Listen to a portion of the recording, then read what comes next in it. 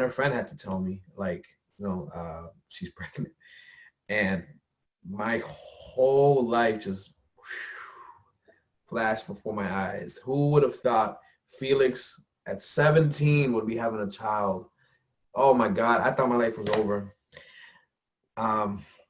Yeah, it was scary. But no, it's no buts, man. It was scary. It was scary. We were in high school. Like, I was working part-time at a restaurant, and the day after that maybe that same day, I called them and I'm like, hey, I'm gonna start working full-time. So 80 hours, You said that was that same day you called? Same day I called. It was I was working at So Fresh City. hold up. So you find out that your girlfriend at the time is gonna have a kid. You're 17, and you obviously go through your emotional stuff in your head. But that same day, you're like, I need more hours. Yes. So there was no doubt in your mind that you were gonna take care of this kid. Oh Lord, not even a thought. Not even like abortion. That didn't cross my mind. Leaving her. That didn't cross my mind. Like it. Wow. I never thought about it, man. But it really just clicked instantly. Like, time to grow up. Why do you think that is? Because that's not always the case. Right. I think more often than not is the opposite of what you did. So like, why are you different? Like what do you think that was instilled in you that you were like, okay, I need to own up, versus, hey, listen, like, you need to take care of this, like, I'm too young, etc. It must have been, okay, I know what it was. So my dad and my mother I've been mentioning they had a lot of issues growing up. They were, for many years, they were living under the same roof, but they weren't together, right? Yeah. I remember I was in the 7th grade. I'm still best friends with my best friend from then. His name is Julfi, the photographer here in Lawrence, and we still talk about the day where in the bathroom stall in the 7th grade I started crying, and he's like, "What's wrong with you?" And I'm like, "My parents, they're divorcing, they're splitting up, or something like that." And he started laughing at me in the bath. Yeah, he was laughing at me. Yeah, he was just like, "What are you talking about, Felix? Your parents have been broken up for years." Oh no. But I guess at the time, like, it was like they were talking about like moving, So to me, as long as my parents were under the same roof, I was good. They're together. We're a happy family, right? And I kind of hid it. Like, I was hiding the realness about them not being together, because as long as they're under the same roof, I still got my mom and my dad, right? Right. And yeah, so I remember that was a conversation in the 7th grade bathroom stall, and they never got back together. They just stayed together. They lived under the same house until we were old enough for them not to kind of feel bad about splitting up, I guess. And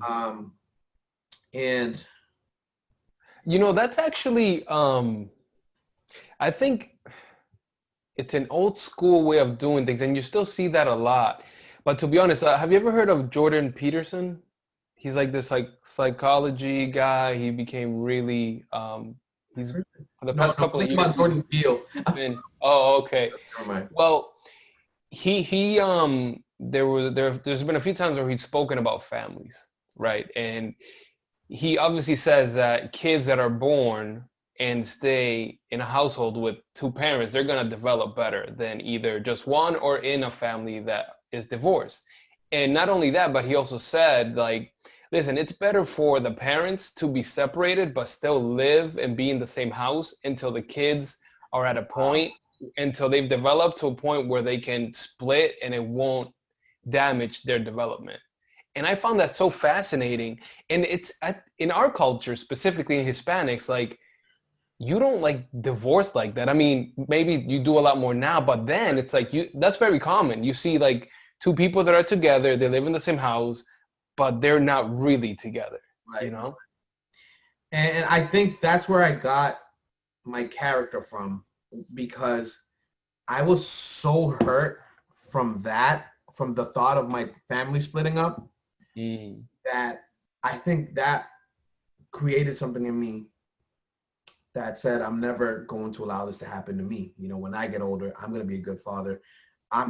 we're gonna stay together, and we're not gonna do what they did to me, pretty much. Mm. Yeah, so family was such a big deal for me. Like, I would catch, and geez, I mean, whatever. My dad's not gonna watch this. I would catch, like, we would catch my dad like talking on the phone to some people, some other woman from DR, right? And at the time, you had several phones, you can pick up the call Yep. and you can hear what was going on, right? And we caught my dad one time, and my sister, she was the older one, she was flipping out. She's like, "Oh my gosh, we're gonna tell mom. When she gets home from work."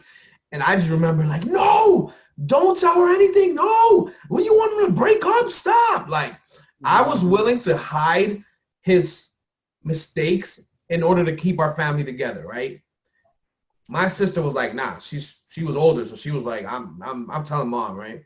But for me, it was like, we can't do this. We're gonna break up the family. Right. So just to show you how much that really affected me and how much even trauma, that created within me.